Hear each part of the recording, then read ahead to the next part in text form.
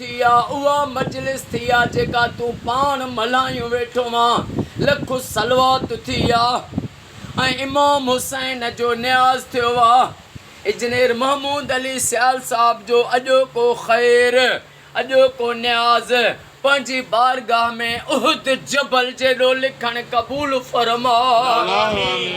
ओ मौला सलवात जे सदके इमाम हुसैन जे सदके साईं महमूद अली सियाल साईं खे सेहत ॾे सेहत ऐं वॾी हयाती ॾे साईं जे बचड़नि खे सेहत अता फरमा ऐं इमाम हुसैन जो वास्तो थिए महमूद साईं खे पुट जी औलाद अता फरमा ओ मौला ए करीम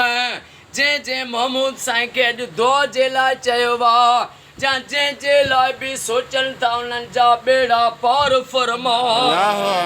उस्ताद अमान ला सियाल साईं के साईं जे बचड़न के क़यामत ताईं आबाद फरमा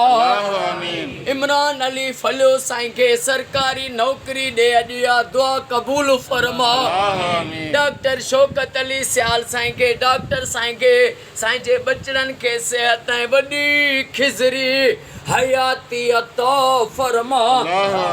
सादला सियाल साईं जा बेड़ा पार फरमा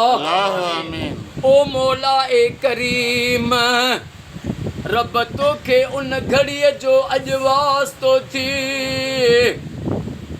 जॾहिं हम शिकिले पैगंबर अली अकबर सोणो जॾहिं जंग ते निकितो जॾहिं ख़ैमे ॾे आयो पाक बीबिन खे आख़िरी सलाम करे निकितो त अली अकबर अॻिते जीअं जो हलियो पोइते कंधु वराए रुनो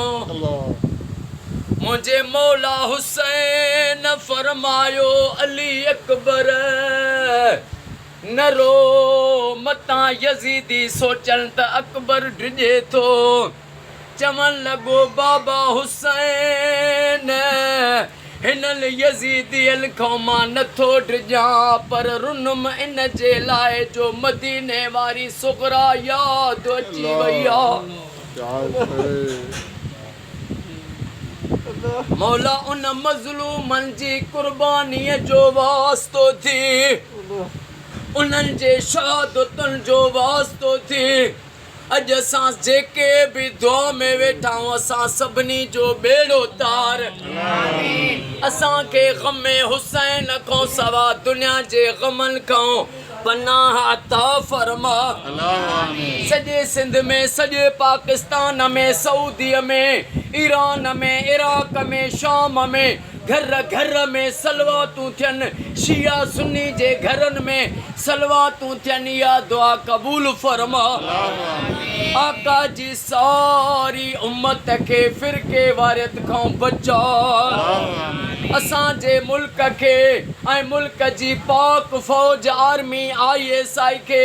क़यामत ताईं हर मोड़ ते कामयाबी फतेह ऐं इज़्ज़त अता फरमा इन्नल्लाह व मलाइकतहु युसल्लूना अलल नबी या अय्युहल्लज़ीना आमनू सल्लु अलैहि